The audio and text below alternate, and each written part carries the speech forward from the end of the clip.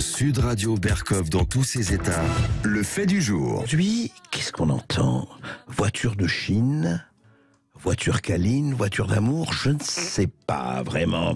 À l'heure où effectivement à l'horizon 2035, la voiture thermique s'arrête et ça y est, le grand marché de l'électrique qui a déjà commencé, mais du tout électrique, qui va déferler effectivement pour nos champions domestiques, Dacia, Renault, Peugeot, Citroën, le Stellantis bien sûr, et puis les concurrents, les Audi, les BMW, les Mercedes, voilà, tout le monde s'y met. Mais, il y a quelqu'un aussi qui s'y est mis depuis quelque temps, depuis longtemps, c'est évidemment la Chine. Et dans ce marché qui s'ouvre, quel rôle va jouer notamment la Chine et dans ce tout électrique? Bonjour François-Xavier Pétry. Bonjour.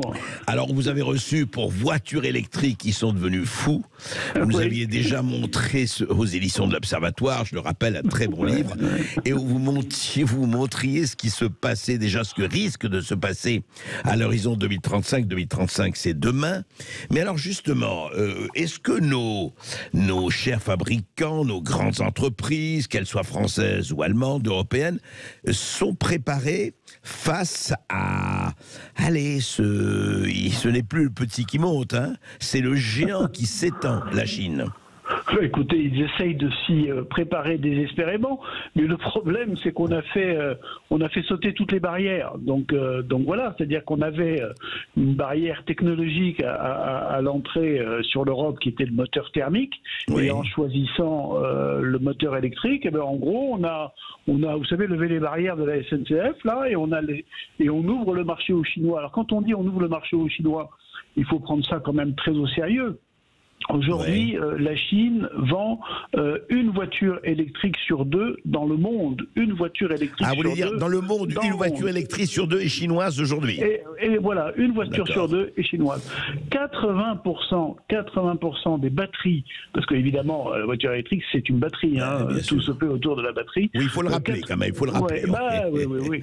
Et 80% des batteries sont chinoises. Donc, alors, on nous dit... que les Français, les Européens se préparent à ça, investissent pour construire des voitures électriques. Alors, ils vont construire quoi? Un moteur électrique. Un moteur électrique n'est pas plus simple. Hein. Dans un moteur électrique, il y a 70 pièces. Dans un moteur diesel, il y en a 350. Donc, en fait, il n'y a pas de saut technologique. Ouais. En fait, ils vont installer ce qu'on appelle des fameuses gigafactories de batteries. Vous savez, ce sont des gigafactories, ça veut dire grande usine en français. Grande usine, oui. Des méga usines. Méga usines. Oui. Mais quand vous prenez, par exemple, l'exemple de Renault, qui veut construire une méga usine du côté de Douai, eh bien, il faut savoir que c'est avec un groupe chinois, Envision. C'est-à-dire qu'on n'a pas la technologie. Et si la technologie, on l'a, on est très en retard. La Chine, dans ces domaines-là, 10, 15 ans d'avance sur nous. Et le comble de tout ça, c'est que vous avez maintenant le chinois BYD, qui est le grand constructeur automobile chinois, qui est le numéro 2 mondial. Alors, c'est très joli, François-Xavier Pétry. BYD, c'est Build Your Dreams, construisez vos rêves. Voilà. Et nous, on va construire nos cauchemars, dis donc, si je vous entends.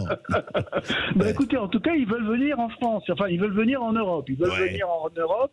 Et on est en train de leur dérouler un tapis rouge. Leur objectif, c'est de produire aujourd'hui, ils vendent à peu près 5000 véhicules en Europe, c'est rien. Hein. Leur objectif, c'est d'en produire 800 000 en 2030, 800 000 en 2030-2035. C'est-à-dire une voiture électrique sur 10 serait de cette marque-là. Et donc, voilà, on les accueille chez nous. Alors non seulement on importe les voitures chinoises, mais en plus on se prépare à dérouler le tapis rouge aux constructeurs chinois qui évidemment rêvent de ça. On a eu un précédent, on l'a un peu oublié, mais on a eu un précédent à la fin des années 90 ou 99, c'était Toyota. Toyota à Valenciennes, quand on a accueilli Toyota à Valenciennes, ça a été l'occasion pour Toyota de s'ouvrir au marché européen, et aujourd'hui, Toyota vend massivement en Europe et en France, avec la fameuse Yaris et bien d'autres voitures. Eh bien, on est en train de préparer la même chose pour la Chine. Donc bienvenue à nos amis les Chinois. Mais attendez, François-Xavier Pietri, alors à vous entendre, ce n'est pas un progrès, cette voiture électrique que tous, enfin nos gouvernants, tout le monde nous présente comme une avancée tout à fait remarquable, pratiquement révolutionnaire pour tout le monde, pour notre confort, contre la pollution, etc., etc. Non. Alors d'abord, ça n'est pas un progrès technologique. Il n'y a pas plus simple. Vous savez, la voiture électrique, elle existe depuis un siècle. Hein. Donc entre le moteur thermique et le moteur électrique, j'allais dire, il n'y a pas photo en termes de technologie. C'est rien du tout. En revanche, on nous vend, si vous voulez, le bénéfice CO2. On nous dit, voilà, la grande avancée, c'est ça. Et c'est là où il y a un immense mensonge dans tout ça. C'est-à-dire qu'une voiture électrique, à sa naissance, dont elle sort de son usine, elle naît avec un déficit carbone gigantesque. C'est-à-dire que la construction de la batterie, pour construire une batterie, il faut du cobalt qu'on trouve essentiellement au Congo et qui est produit par la Chine au Congo. Il faut du lithium. Le lithium, ça vient beaucoup des pays d'Amérique du Sud. Et de la Russie. Et de la Russie aussi. Et donc, pour construire, si vous voulez, une voiture électrique, une batterie, on a déjà un déficit qui est considérable, un déficit carbone qui est considérable. Alors, au point que l'ADEME, qui est quand même l'agence gouvernementale française sur l'environnement, nous dit pour qu'un véhicule moyen arrive à rattraper son déficit carbone par rapport à un véhicule thermique, il faut qu'il roule 70 000 km. Donc il faut qu'il ait vécu 5 ans. En France, on roule 13 000 km par an. Donc il faut 5 ans de circulation avant qu'un véhicule moyen fasse mieux qu'un véhicule thermique. Vous voyez, donc on est un peu dans un mensonge qui est assez considérable sur ce sujet-là. Mais alors, dites-moi, François-Xavier Pietri, pour revenir au premier chapitre économique, est-ce que, donc, vous dites que les Dacia, les Renault, les Stellantis et autres, au fond, n'ont pas les moyens de dire ce sera un marché français. Quand on nous dit que cette voiture électrique sera un marché français et que vous nous dites que 80% des batteries c'est chinois, sans parler d'une voiture sur deux, c'est-à-dire que de toute façon on ne peut rien faire sans les Chinois. C'est ça que vous êtes en train de nous dire. On ne peut rien faire aujourd'hui sans les Chinois. Alors il y a des investissements qui sont faits en Europe. On a évidemment un peu pris conscience du problème. D'ailleurs on en prend conscience de plus en plus. Mais il n'en demeure pas moins qu'aujourd'hui, l'essentiel des batteries sont fabriquées en Chine, en Asie, en Corée, etc. Et avec, si vous voulez, l'autre chose qui est complètement délirante, c'est qu'on se met en dépendance de matières premières qu'on n'a pas chez nous. Le cobalt, 80% de la production mondiale du cobalt, c'est le Congo, la République démocratique du Congo. Et on sait dans quelles conditions ce sont des enfants de 10 ans qui vont qui vont extraire ce cobalt.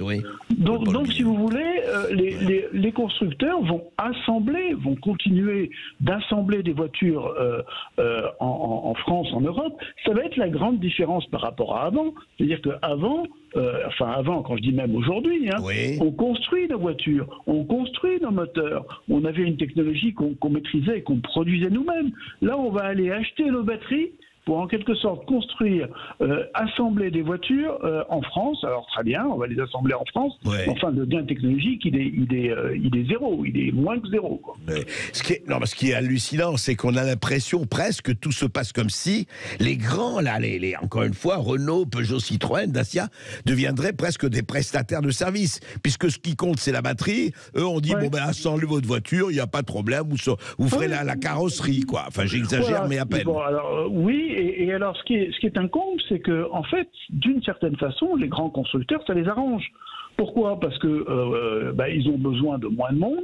Vous savez, pour fabriquer une voiture électrique, il faut là où il faut 5 ouvriers pour un diesel, il en faut 3 pour une électrique. Donc voilà, vous faites c'est le important, rapport. Ça, Donc il va y avoir des dégâts en quelque sorte sur les effectifs, mais les constructeurs, ils gagnent beaucoup d'argent avec les voitures électriques. Une voiture électrique, le prix moyen d'une voiture électrique en France, c'est 46 000 euros. C'est gigantesque. François-Xavier Pietri, juste, je vous arrête là-dessus, c'est vrai, c'est très important. Mais dites-moi, attendez, qui peut se payer 46 000 euros la voiture ? Comment ? Personne. Attendez, on est plusieurs dizaines de millions de Français à pouvoir conduire. Qui va payer ça ? Vous dites que le prix moyen est de 45 000 euros. 46 000 euros. Le prix d'entrée d'une Zoé, le prix catalogue d'une Zoé électrique, c'est 34 000 euros. Le prix catalogue d'une Clio essence, c'est 20 000 euros. Vous voyez la différence?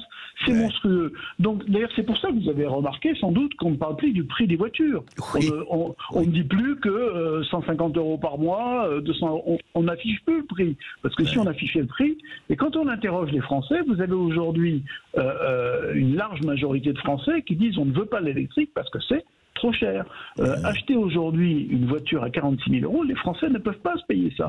Ça n'est pas possible. Alors il y a les bonus, il y a les, on essaie de mettre en place des aides, etc. Mais les aides, elles n'ont qu'un temps. Et puis en plus, elles ne couvrent pas tout.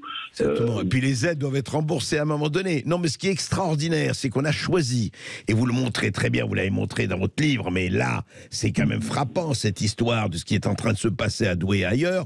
On dit, voilà, la voiture électrique. Mais sur la pollution, en fait, c'est Epsilon. Il faut le rappeler. Soi-disant, tout ça, c'est au nom de la pollution et du CO2. Mais c'est Epsilon. Alors, c'est la voiture, le transport par la voiture, c'est 15% des émissions de CO2. À titre d'exemple, l'agriculture, c'est 20%. Le bœuf, l'élevage bovin, c'est 9%. Est-ce qu'on a décidé de supprimer la consommation de bœuf en 2035 ? Pas vraiment. Vous voyez, enfin, je veux dire, les usines, etc. Donc, ce qui est frappant dans cette décision, c'est qu'on a choisi un mouton noir, la voiture, on tape dessus, on a désigné un coupable en quelque sorte, et ça nous évite de faire le travail qu'il faut être fait par ailleurs pour décarboner l'industrie, pour décarboner l'agriculture, etc. Il y a la construction, il y a plein de domaines. Mais d'autant plus, François-Xavier Petry, que la France est maillot jaune en matière de faibles émissions de CO2. C'est la championne du monde, sinon de l'Europe. Et alors que les Chinois, les Américains, les Russes, personne ne les touche, quoi. Alors ça, c'est l'autre comble de cette affaire, c'est qu'en ce moment, le gouvernement est en train de réfléchir à un nouveau bonus. On s'est aperçu, comme par hasard, que notre bonus aux voitures électriques, il finançait surtout les voitures chinoises. Zut, c'est quand même embêtant, quoi. 40% du bonus sert à subventionner, c'est 1,2 milliard par an, hein. 40% du bonus. Combien vous dites par an, pardon? 1,2 milliard. 1,2, oui, c'est ça. 1,2 milliard. 40% de cette somme, ça sert à subventionner des véhicules fabriqués en Asie. Donc on s'est dit, on va changer le bonus. Et on va le mettre sous condition, on va faire entrer en compte le CO2 émis lors de la fabrication des véhicules, le mix énergétique du pays où est produit le véhicule. Un véhicule produit en Pologne, la Pologne, c'est 70% du charbon, hein, le mix énergétique. On va introduire la qualité du recyclage des batteries. Ce que je trouve extraordinaire dans ce nouveau bonus, c'est qu'on est en train de lister tous les défauts de l'électrique et pour réajuster le bonus et essayer d'aider nos constructeurs européens. C'est-à-dire qu'après coup, il va falloir une mesure d'État, mettre de l'argent sur la table pour essayer d'aider nos constructeurs européens. On marche un peu sur la tête quand même. Hein. Oui, c'est assez hallucinant. Certains se disent c'est génial, et c'est vrai que des constructeurs vont se faire un bon chiffre d'affaires. Il va y avoir effectivement moins d'employés, peut-être un peu plus de chômage, hélas. Tout ça pour une décision au nom vraiment de ce CO2, ce pelé, ce galeux d'où nous vient tout le mal. Je rappelle simplement aussi que sans CO2, on n'existe pas. Hein. Les plantes, l'alimentation n'existent pas. Enfin, on le rappelle comme ça, à tout hasard, parce qu'on l'a oublié. François-Xavier Petry, merci de vos éclaircissements. Je rappelle votre livre, vraiment, auditeur Sud Radio, lisez-le, Voitures électriques qui sont devenus fous. Il est temps de retrouver un peu de sagesse.